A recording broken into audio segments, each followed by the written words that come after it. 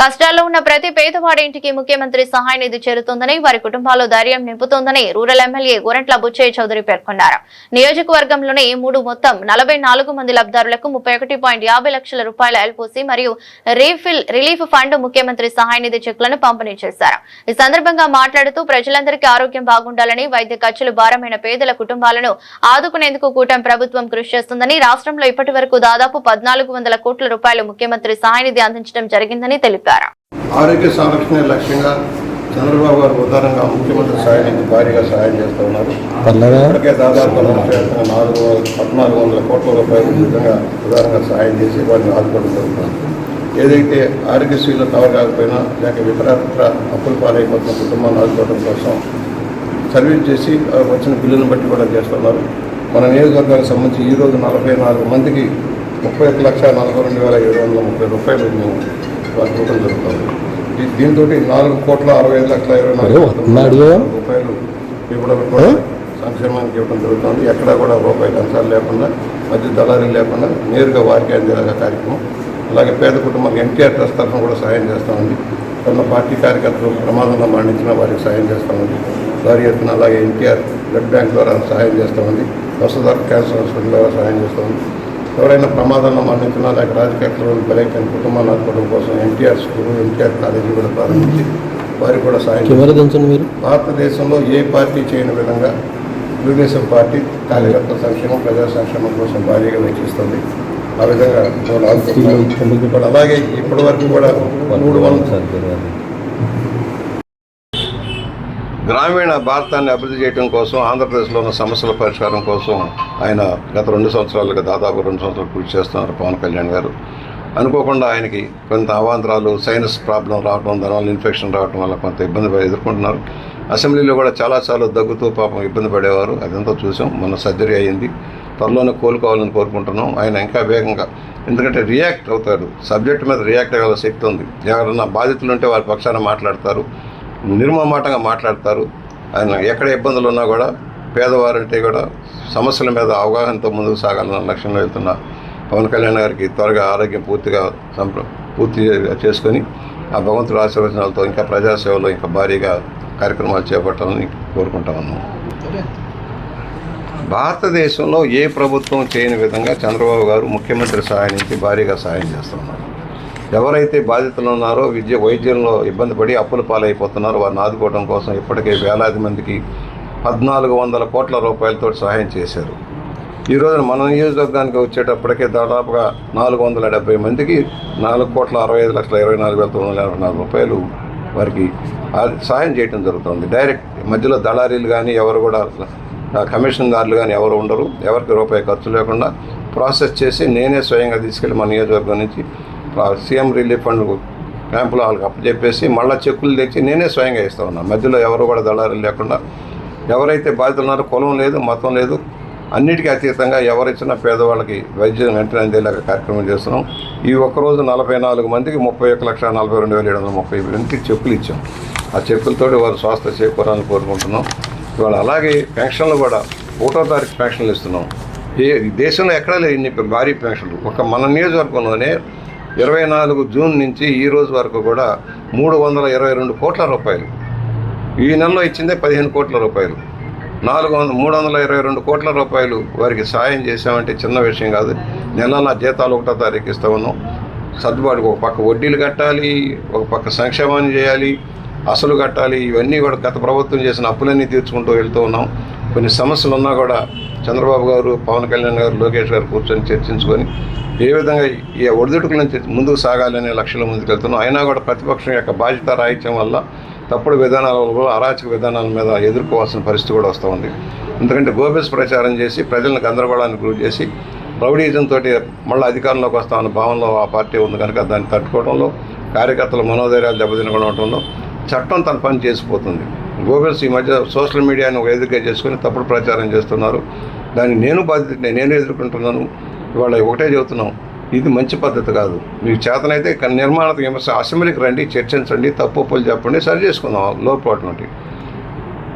Assembly కంటే వేదిక లేదు, ఫోరమ్స్ ఉన్నాయి, మీరు రావాలి. అంతేగాని ఇంట్లో కూర్చొని ప్రెస్ మీట్ పెడతాను, నా ఇష్టం నేను మాట్లాడతాను, నరికేస్తాం, చంపేస్తాం, నేను వచ్చేది నేను ఎక్కడికి వస్తారు? మీరు ఎందుకు వస్తారు? మీరు చేసిన అరాచకం వల్ల రాష్ట్రం సర్వనాశనం అయిపోయింది. ఉపాధి లేదు, అభివృద్ధి లేదు, సంక్షేమం లేదు. ఏదో 4 బటన్లు నొక్కాను అయిపోయింది. డబ్బంతా ఏమైపోయింది తెలియట్లా. గాలికి పోయే పేలపిండిలాగా డబ్బంతా ఏం చేసావు? తెచ్చిన లక్షల కోట్ల అప్పు ఏం చేసావో తెలియట్లా. ఇవాళ తెలుగుదేశం ఒకవేళ అప్పు తెచ్చినా కనపడుతున్నాయి. కన్స్ట్రక్టివ్ నిర్మాణాత్మకంగా పనులు అభివృద్ధి జరుగుతుంది అన్ని రంగాల్లో. వ్యవసాయ రంగంలో కానీ, R&Bలో కానీ, విద్యా వైద్య రంగాల్లో అన్ని సమూలమైన మార్పులు కనపడుతున్నాయి. ఆ దృష్ట్యా మేము ముందుకు సాగుతూ ఉన్నాం. ఈ ప్రభుత్వం పనిచేసే ప్రభుత్వం, ప్రజల కోసం పనిచేస్తాం, ఎవరి కోసమో కాదు. అరాచకం చేద్దామంటే మాత్రం చూస్తూ ఊరుకునేది లేదు. నేను అదే చెప్పాను మొన్న. మేము అధికారంలో ఉన్నాం, మీరు ఎప్పుడో వచ్చాక చేస్తామంటున్నారు. మేము అధికారంలో మేము తలుచుకుంటే మీరు ఎక్కడికో రాగలరు. కానీ మేము స్వాతంత్రాన్ని, రాజ్యాంగాన్ని గౌరవిస్తాం. ఆ రాజ్యాంగం ఇచ్చిన హక్కులను గౌరవిస్తాం. మీరు హక్కులు లేవు, మీ పరిపాలన హక్కులు లేవు, గౌరవం లేదు. మీ ఇష్టారాజ్యం వ్యవహరించారు, తప్పుడు కేసులు పెట్టారు, SC అట్రాస్ కేసులు పెట్టారు, అరాచకం సృష్టించారు, హత్యలు చేయించారు. ఇంకా ఎలా మిమ్మల్ని సహించాలి? ఈ రాష్ట్రం ఎలా సహించాలి? ఎలా ఎందుకు తీసుకురావాలి? మళ్ళీ మిమ్మల్ని ఏం చేశారని ఈ రాష్ట్రాన్ని? గాడి తెప్పిన పరిపాలన గాడిలో పెడితే 14-19 మధ్య దాన్ని తప్పుదార పట్టించి కేంద్ర ప్రభుత్వ పథకాలన్నీ నీరుగార్చి సర్వనాశనం చేసిన మీకు ఎందుకు మళ్ళీ అధికారం ఇవ్వాలి? వచ్చేస్తున్నా, నరికేస్తాను, చంపేస్తానంటే ఎవరయ్యా? నువ్వు వచ్చేది లేదు, చచ్చేది లేదు. మొదటి నుంచి చెబుతున్నావు. మీకు వచ్చే అవకాశం ప్రజలు ఎవరు? ప్రజలు తెలివి మేరుతా ఉన్నారు. కులాల పేరుతో, మతాల పేరుతో, ప్రాంతాల పేరుతో చిచ్చురేపు అధికారంలోకి వద్దామన్న నీ ప్రయత్నం సాగేది కాదు. అమరావతి పూర్తవుతుంది, పోలవరం పూర్తవుతుంది, హైకోర్టు వస్తుంది కర్నూలుకి, ఉత్తరాంధ్రలో ప్రాజెక్టులు వస్తున్నాయి భారీ ఎత్తున, విశాఖ కేంద్రంగా రాయలసీమలో ప్రాజెక్టులు వస్తున్నాయి భారీ ఎత్తున, స్టీల్ ప్లాంట్లు వస్తూ ఉన్నాయి, పోర్ట్లు వస్తూ ఉన్నాయి, నౌకాశ్రయాలు వస్తూ ఉన్నాయి, ఎయిర్పోర్ట్లు వస్తూ ఉన్నాయి. ఎందుకు మిమ్మల్ని అధికారం ఇవ్వాలి? మీకు ఎవరూ ఇచ్చే అవకాశం లేదు. అందుకనే చెబుతున్నాం, మీ అరాచకాన్ని ఆపండి. మీరు ప్రజల మనసులు గెలుచుకోవడానికి ప్రయత్నం చేయండి. శాంతియుతంగా ఒకవేళ ఆందోళన చేస్తే శాంతియుతంగా చేయండి. అంతేగాని కిరాయి ఇచ్చి జనాన్ని తెచ్చి అడావులు చేసి ట్రాఫిక్ జాములు చేసి ఆ ట్రాఫిక్ జామ్లో ఉన్న వాహనాలు చూపించి ఇదే మా బలం అని చెప్పేస్తే ఇది సరైన విధానం కాదు.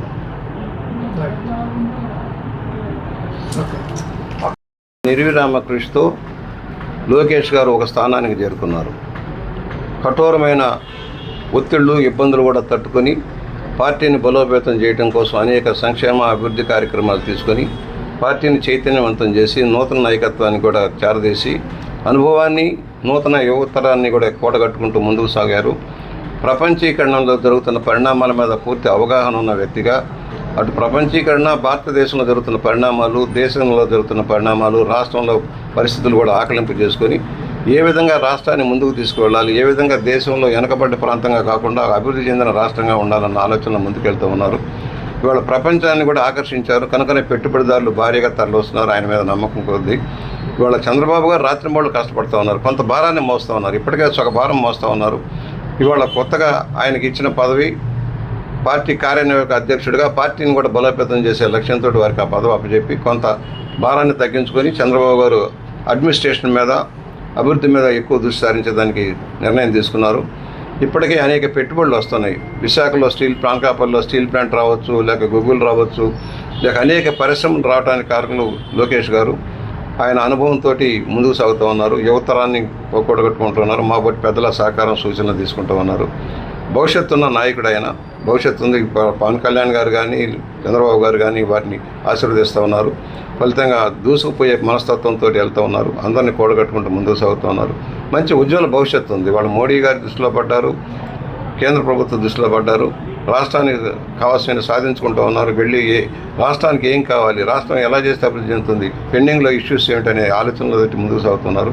ఫలితంగా ఆంధ్రప్రదేశ్ వేగంగా అభివృద్ధి చెందడానికి అవకాశం వచ్చింది. అనేక ఇబ్బందులు ఉన్నాయి, ఆర్థిక ఇబ్బందులు ఉన్నాయి, ఇప్పటికీ సమస్యలు ఉన్నాయి. సంక్షేమానికి భారీ ఎత్తున ఖర్చు పెట్టాల్సిన పరిస్థితి, జీతభత్యాల బడ్జెట్లు కానీ, లేక అప్పులు వడ్డీలు కట్టాల్సిన పరిస్థితులు కూడా భారంగా ఉన్నా కూడా అనేక సంక్షేమ కార్యక్రమాలు అమలవుతున్నాయి. ఇవాళ దాదాపుగా ప్రతి నెల 1వ తారీఖు జీతాలు ఇవ్వటం కానీ, పెన్షన్లు ఇవ్వటం కానీ, ఏదైతే పాత ప్రభుత్వం పెట్టిన అప్పులన్నీ కూడా తీర్చుకుంటూ ముందుకు సాగుతూ ఉన్నారు. అయినా కూడా అభివృద్ధి కార్యక్రమాలు జరుగుతుంది. రోడ్లు వేసే కార్యక్రమం కానీ, నీటిపారుదల రంగంలో కానీ, పోలవరం ప్రాజెక్టు కానీ, అమరావతి ప్రాజెక్టు కానీ, ఉత్తరాంధ్ర అభివృద్ధి, రాయలసీమ అభివృద్ధి కార్యక్రమాలన్నీ అమలవుతున్నాయి. కానీ ప్రతిదానికి నిధులు విడుదలవుతున్నాయి. గత ప్రభుత్వంలో ఏమీ చేయలేదు, అభివృద్ధి లేదు, ఏమీ లేదు. బటన్ నొక్కాను దోచుకుపోయామనే విధానంలో పోయారు. ఇవాళ వారు చేసిన అరాచకాలన్నీ సరిచేయడానికే సరిపోవట్లేదు సమయం అంతా కూడా. అరాచక ఆటవిక విధానంలో పరిపాలన చేశారు. అసెంబ్లీని చట్టబద్ధంగా నడపలేదు, చట్టబద్ధంగానే నిర్ణయాలు జరగలేదు.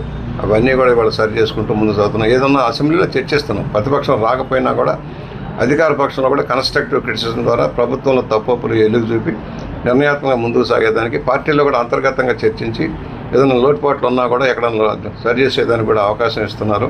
దాని ప్రకారం డిబేట్ నడుస్తూ ఉంది. అదే